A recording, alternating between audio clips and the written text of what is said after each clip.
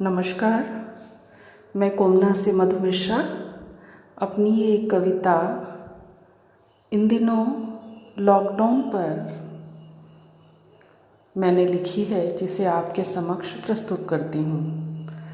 बड़े नज़दीक से मैंने तो अब देखा है तुम्हें। ये मेरी कविता का शीर्षक है, बड़े नज़दीक से मैंने तो अब देखा है तुम्हें। बेजान दीवारों के साथ तो वो पहले भी थी और है तो आज भी। बेजान दीवारों के साथ तो वो पहले भी थी और है तो वो आज भी। पर अब महसूस हो रहा है मुझे कि आखिर कैसे रहती थी वो सारा दिन इन खाली दीवारों के साथ ही। कैसे रहती थी वो सारा दिन इन खाली दीवारों के साथ ही। इन्हें गिने 2-4 दिन ही तो हुए हैं मुझे इन चार दीवारी के बीच रहते हुए। इन्हें गिने 2-4 दिन ही तो हुए हैं मुझे इन चार दीवारी के बीच रहते हुए, और मेरा दम तो जैसे घुटने लगा है। उसके पैरों में तो कोई जंजीर भी नहीं, उसके पैरों में तो कोई जंजीर ही नहीं कि जिसमें कोई ताला लगा है।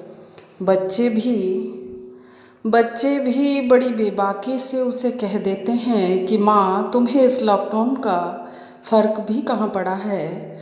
ये तो बाहर जाने वालों के लिए ही बड़ी समस्या बनकर खड़ा है। ये तो बाहर जाने वालों के लिए ही बड़ी समस्या बनकर खड़ा है। अब तो सारा दिन कितना बड़ा होता है, इसका अब हमें होने लगा है एहसास। कैसे बिताती होगी तुम सारा दिन घर की सारी समस्याओं के साथ। कैसे बिताती होगी तुम सारा दिन घर की समस्याओं के साथ। और अब तो ये चंद दिनों में तुमसे जुड़ी मेरी कुछ यादें भी अचानक से ताज़ा होने लगी हैं। और अब तो इन चंद दिनों में तुमसे जुड़ी मेरी कुछ यादें भी अचानक से ताज़ा होने लगी है। बात बेबात पे हुई तुम्हारी नाराज़गी भी तो अब साबित होने लगी है। हाँ, गलत तो था ही नहीं तुम्हारा वो चिड़चिड़ाना। हाँ, गलत तो था ही नहीं तुम्हारा वो चिड़चिड़ाना। कोई आसान काम थोड़े ही है घर की सारी जिम्मेदारियों को निभाना। कोई आसान काम थोड़े ही है घर की सारी जिम्मेदारियों को निभाना।